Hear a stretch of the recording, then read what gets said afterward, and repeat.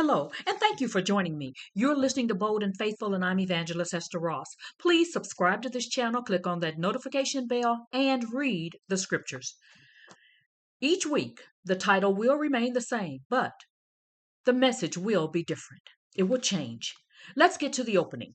I enjoy books, but I especially enjoy using the Bible Gateway app to see the original Hebrew names in CJB and OJB. Revelation 22, verses 18 through 19 warns readers that God's word should not include adding or taking away.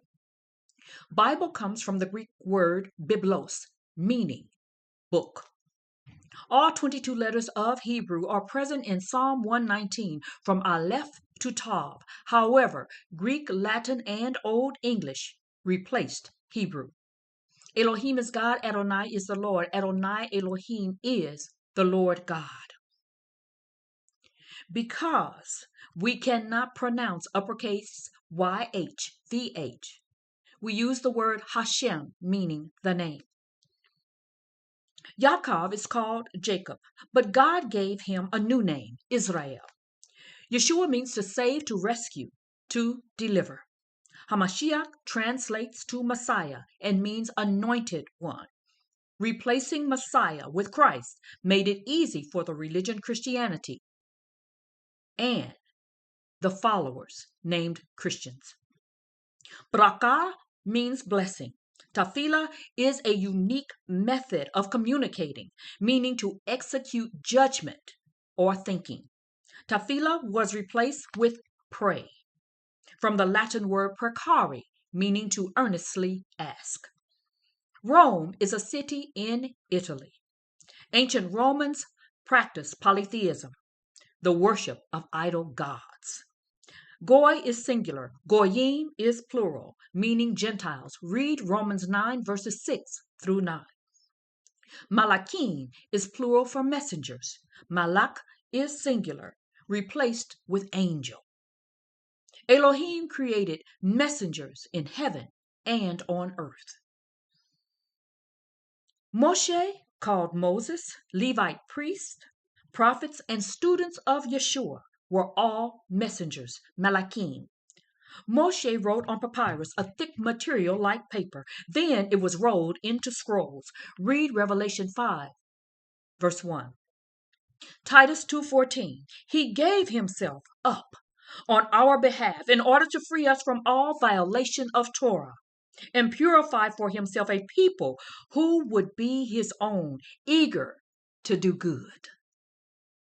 God and Yeshua taught the house of Israel. Read Deuteronomy 7:6 and Matthew chapter 10, verses 1 through 7. And try reading it in King James Version, but also in CJB or OJB if you can. Elohim remains the Holy One of Israel. Isaiah 41, verse 14, CJB. Have no fear, Yaakov, you worm, you men of Israel. I will help you, says Adonai. Your Redeemer is the Holy One of Israel. God's word connects. We just need to look for it. Like the number 17 with Yaakov and Yosef. Genesis 37, verse 2. Here is the history of Yaakov. When Yosef was 17 years old, he used to pasture the flock with his brothers, even though he was still a boy. Genesis 47:28. Yaakov lived in the land of Egypt 17 years. Thus Yaakov lived to be 147 years old. Yaakov, Yosef, and all the house of Israel were blessed in the land of Egypt. Descendants of Ham were Africans. God's word confirms this.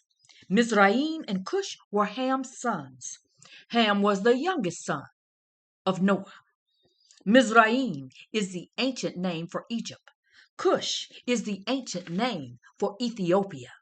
God's anger with Israel was always greatest when Israel followed the ways of Gentiles. Read Deuteronomy 17, verses 14 through 15, and 1 Samuel chapter 8, verses 4 through 7, to see God's words concerning Israel wanting a king. Hoshea was appointed by God to be the final physical king over Israel. Read 2 Kings chapter 17. To this very day, Gentiles as a whole have never honored God and Yeshua by uniting with Israel, no matter what religion they serve. Read Ephesians chapter 2.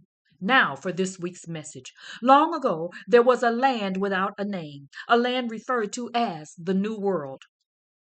Felix Sutton, author of the book North American Indians, wrote the following words about the New World. The first settlers were primitive Asiatic peoples who thousands of years ago came from Siberia to Alaska across what is today the Bering Strait. When Christopher Columbus made his famous voyage in 1492, he was searching for a shortcut to India. He had no idea that he had accidentally stumbled upon two great continents that lay in the Western Hemisphere between Europe and Asia. He instead believed that he had made a landing on an island in the East Indies. Therefore, in his report to the Spanish crown, he referred to the natives of the land he had discovered as Indians. And even though the true Indians, the natives of India, lived half a world farther west, the name remained in use.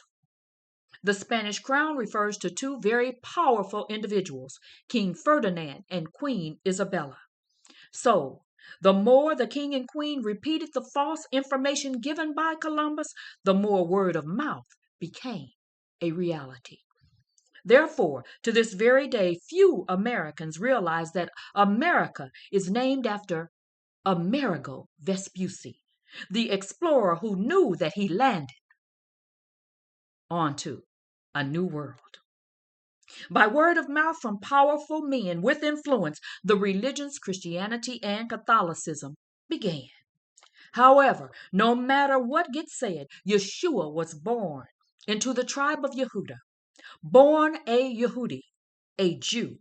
Read Matthew chapter 1, verse 21 in CJB and OJB. The Hebrew Old Covenant began being translated into Greek in 255 BC, before Common Era.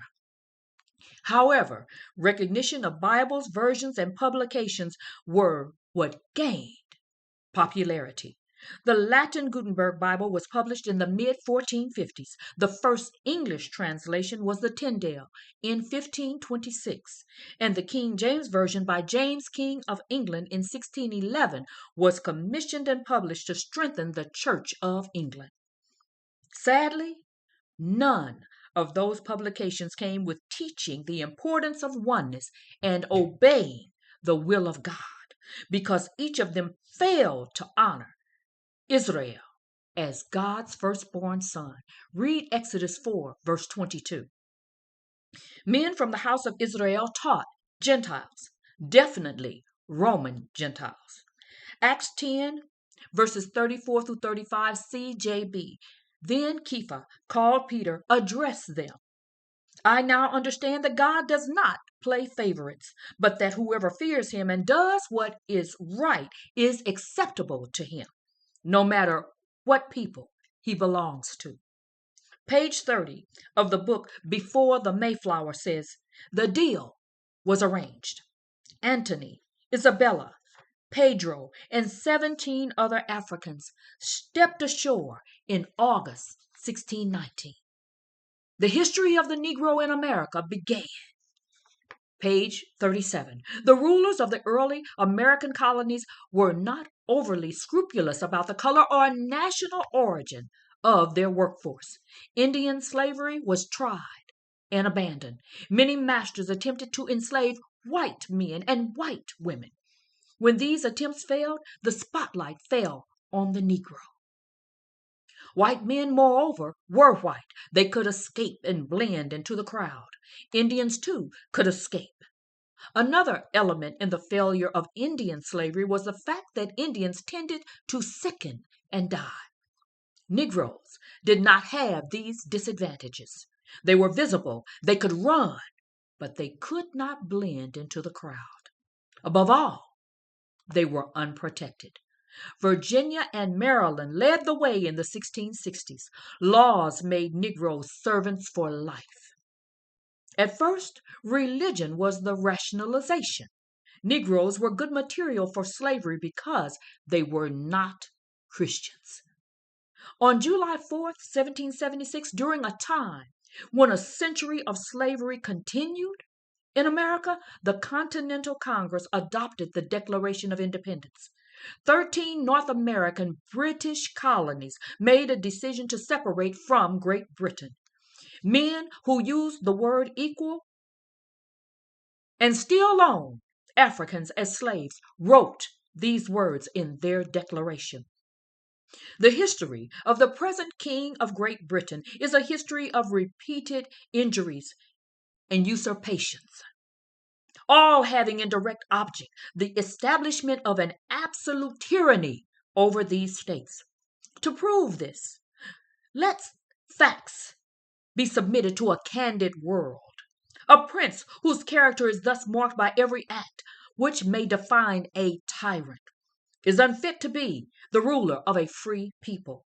We, therefore, the representatives of the United States of America in General Congress, assembled, appealing to the Supreme Judge of the world for the rectitude of our intentions, do in the name and by authority of the good people of these colonies solemnly publish and declare that these united colonies are, and of right ought to be, free and independent states, that they are absolved from all allegiance to the British Crown, and that all political connection between them and the state of Great Britain is and ought to be totally dissolved, and that as free and independent states they have full power to levy war, conclude peace, contract alliances, establish commerce, and to do all other acts and things which independent states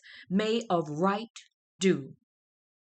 And for the support of this declaration, with a firm reliance on the protection of divine providence, we mutually pledge to each other our lives, our fortunes, and our sacred honor. In 1789, George Washington became America's first president.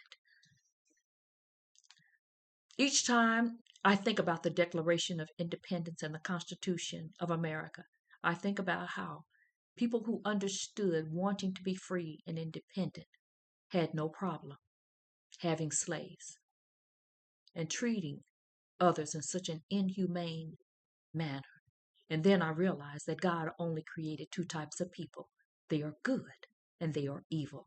I hope that you enjoy your weekend. I hope you've enjoyed this message, and may God bless you all. So long now.